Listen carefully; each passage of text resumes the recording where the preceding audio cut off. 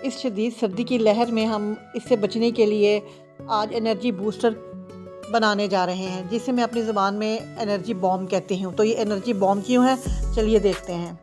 तो फोक्सनट जिसे हम मखाना कहते हैं, मखाना को 1 टीस्पून देसी घी में हल्की आंच पर 10 मिनट तक इसको क्रिस्पी कर लेना है, ताकि इसकी नमी और मॉइस्ट निकल जाए। ऑलमोस्ट 5 मिनट के बाद आप देखिएगा मखाना अगर क्रिस्पी हो गया है या वो अगर नरम है तो इट्स मीन कि अभी उसमें मॉइस्ट बाकी है।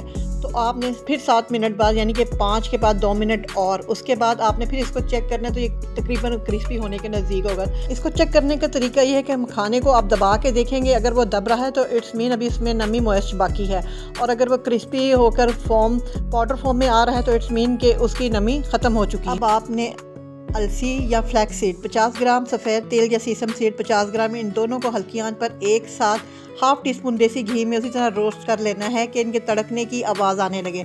तो क्योंकि इन दोनों को इकट्ठा रोस्ट करने का मतलब ये है कि या इनके तड़कने का टाइम सेम ही होता है। फ्लैक्स सीड में मौजूद मैग्नीशियम, फास्फोरस, एसेंशियल ऑयल ना सिर्फ आपके डाइजेस्टिव सिस्टम को हेल्दी बनाता है बल्कि हार्मोनल बैलेंस को भी कंट्रोल करता है। ये सिर्फ ख़वातीन में पीसीओएस के रिस्क को कम नहीं करता है बल्कि फर्टिलिटी रेट को भी बढ़ाता है, ऑस्टियोपोरोसिस यानी हड्डियों की कमज़ोरी को दूर रखता है और बोन की डेंसिटी को इम्प्रूव करता है।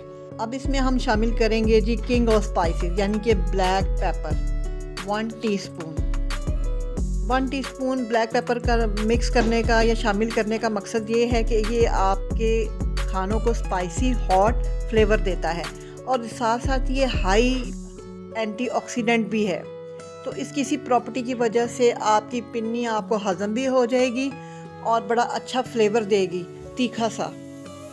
मखानों या फॉक्स नट्स के बारे में बहुत कम लोग ये जानते हैं कि ये कंवल के बीज हैं, और देखिए कितनी मुश्किल से इसको हासिल करके फिर बीज को ख़ास तरीके से ड्राई रोस्ट करके हम मखाना हासिल किया जाता है। तो 1 किलो में सिर्फ 400 के करीब ये कैलोरीज रखता है, यानी आप ये कह सकते हैं कि वेट लॉस और एंटी एजिंग प्रॉपर्टी के साथ इसमें सोडियम भी लो क्वांटिटी में है। अब मैं ये 100 ग्राम आलमंड, बादाम और 100 ग्राम ही कैशू नट लेकर यानी कि काजू लेकर इनको मैं उसी तरह 1 टीस्पून देसी घी में इनको रोस्ट कर रही हूँ। और उसके बाद आपने अखरोट को भी इसी तरह 1 टीस्पून या 1/2 टीस्पून, जिसमें जितनी आपकी क्वांटिटी है कैशू नट की, आलमंड की या वॉलनट की, उसी में इसको रोस्ट कर लीजिए। अखरोट को मैं सेपरेट ही रोस्ट कर रही हूँ और साथ ही इसके साथ मैंने कमर कस 25 ग्राम उसको रोस्ट कर लिया है। इसके कुछ बेसिक इंग्रेडिएंट्स में जो मैं अब शामिल करने जा रही हूँ, गोंद कीकर। आपने गोंद कतीरा नहीं लेना, दोनों में बहुत डिफरेंस है। सर्दियों में बनाई जाने वाली तमाम रेसिपीज में हमेशा गोंद कीकर ही इस्तेमाल की जाती है। अब आगे मैं इसमें डालने जा रही हूँ हरी सब्ज़ इलायची और साथ ही कोकोनट, इन दोनों को मैं इकट्ठा रोस्ट करने जा रही हूँ। कोकोनट की पहचान यही है कि अगर वो हार्ड होकर क्रैक होने लगे तो इट्स मीन वो रेडी है, मॉइस्ट उसका ख़त्म हो चुका है। 4 मग्स सौंफ और अजवाइन, इन तीनों को मैंने सेपरेटली रोस्ट कर लिया है।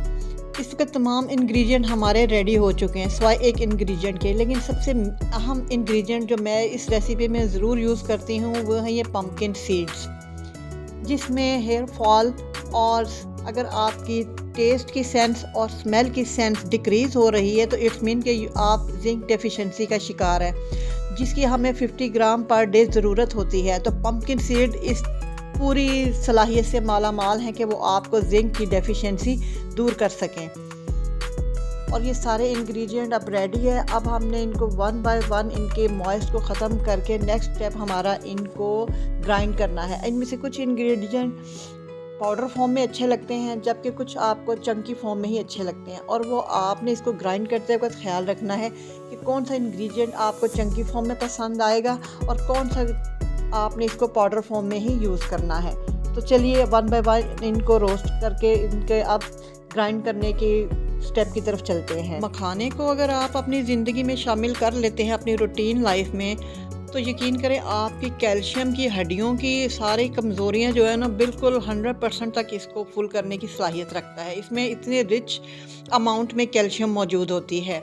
गर्मियों में आप इसको या सर्दियों में भी आप इसको एज ए स्नैक भी यूज़ कर सकते हैं। इनको इसी तरह हल्का फ्राई करके इसमें कड़ी पत्ता, चाट मसाला डाल के आप इसका अच्छा सा स्नैक बना के इसको रख लीजिए और चाय के साथ इस्तेमाल कीजिए। एयर टाइट जार में रखना ज़रूरी है ताकि ये क्रिस्पी रहे। और अब ये हमारे पम्पकिन सीड्स, इन सब चीज़ों को रोस्ट करने का मकसद हमारी शेल्फ़ लाइफ को बढ़ाना है ताकि मॉइस्ट की वजह से ये ख़राब ना हो जाएं। जहाँ तक बात करें कमर कस की, जो एक तरह की गोंद ही होती है, इसका नेचुरल ऑयल हेयर ग्रोथ, दांतों के लिए और हड्डियों की मजबूती के लिए ज़बरदस्त माना जाता है। अल्जाइमर के पेशेंट्स के लिए भी ये बहुत मुफीद है। इस रेसिपी में अजवाइन और सौंठ का इस्तेमाल बहुत कम किया गया है, यानी कि हाफ़ टी स्पून। तो इस कम इस्तेमाल करने की वजह इसका ये है कि ज़्यादा इस्तेमाल इन दोनों चीज़ों का अल्सर का बायस बनता है। तो इसलिए इन चीज़ों को सिर्फ उतना ही जिससे आपको फ़ायदा पहुँचे उसी मिक़दार में शामिल किया जाता है। अब इसका आखिरी लेकिन वो इंग्रेडिएंट मैं आपके साथ शेयर करने जा रही हूँ जिसको खाने में आपको बहुत मज़ा आएगा। तो चलिए देखते हैं कि वो हमारा इंग्रेडिएंट कौन सा है। अच्छा, सबसे बड़ी बात इस इंग्रेडिएंट में ये है कि इसमें अच्छी खासी अमाउंट में आयरन पाया जाता है जो एनीमिया की यानी खून की कमी को दूर करता है। तो वो ये है हमारा है ईटिंग रेजन्स, यानी कि देसी किशमिश। तो इसके लिए भी मैंने उसी तरह इसका मॉइस्ट ख़त्म करने के लिए 1 टीस्पून देसी घी में इसकी डंडियाँ अलहदा करके इसको हल्के गीले कपड़े से साफ़ करके अब मैं इसको उसी तरह इसका मॉइस्ट ख़त्म करने जा रही हूँ जिससे इसकी नमी ख़त्म हो जाएगी और शेल्फ़ लाइफ पे हमारी कोई असर नहीं पड़ेगा। और ये जितनी देर चाहे आप इसको 2 माह रखिए चाहे 3 माह रखिए, इसकी पिन्नी बिल्कुल ख़राब होने वाली नहीं है इसकी नमी की वजह से। अब ये लास्ट स्टेप हमारा किस पर्पज़ के लिए, ये मैं आपको इसके बाद बताती हूँ। तो सबसे पहले 1 कप घी में आपने 1 कप गेहूं का आटा लेकर उसको रोस्ट कर लेना है कि आटे का कच्चापन ख़त्म हो जाए। कच्चापन के साथ साथ इसका कलर हल्का सा ब्राउन होने लगेगा। इस मौके पर आपने देखना है कि आपने चीनी का टेस्ट रखना है, आपने इसमें गुड़ शामिल करनी है। मैं इसके लिए शक्कर का इस्तेमाल करती हूँ। अच्छा, सफ़ेद शुगर या चीनी का हम सबको पता है कि वो हमारी हेल्थ के लिए कितनी बेनिफिट्स रखती है, तो बेहतर है। और इस रेसिपी के ओरिजिनल टेस्ट के लिए मैं इसमें शक्कर ही का इस्तेमाल हमेशा से करती आ रही हूँ। ये रेसिपी यकीनन आपके नर्वस सिस्टम को भी बहुत बूस्ट करेगी और आपकी फैमिली को कोल्ड, कॉफ और नमूनिया जैसी ख़तरनाक सर्दी की बीमारियों से भी महफूज रखेगी। हाँ, लेकिन ब्लड प्रेशर के पेशेंट और हार्ट पेशेंट इससे अवॉइड ही करें तो बेहतर रहेगा।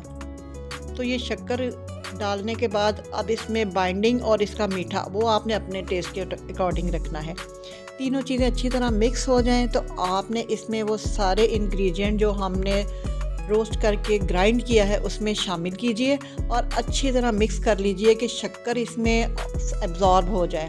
ये साल हर साल से चलती हुई रेसिपी ना सिर्फ घुटनों कमर दर्द का इलाज है, हड्डियों जोड़ों पट्टों की मजबूती आपकी बढ़ाएंगी, बल्कि ये इम्यूनिटी बूस्टर भी है और रेमेडी भी इसको कह सकते हैं कि back pain, joint, anti ageing, अगर तमाम आप जो भी बीमारियां आपके पट्ठों से और आपके जॉइंट से रिलेटेड हैं तो ये सब का इलाज भी है और इनसे बचाव की रेमेडी भी है।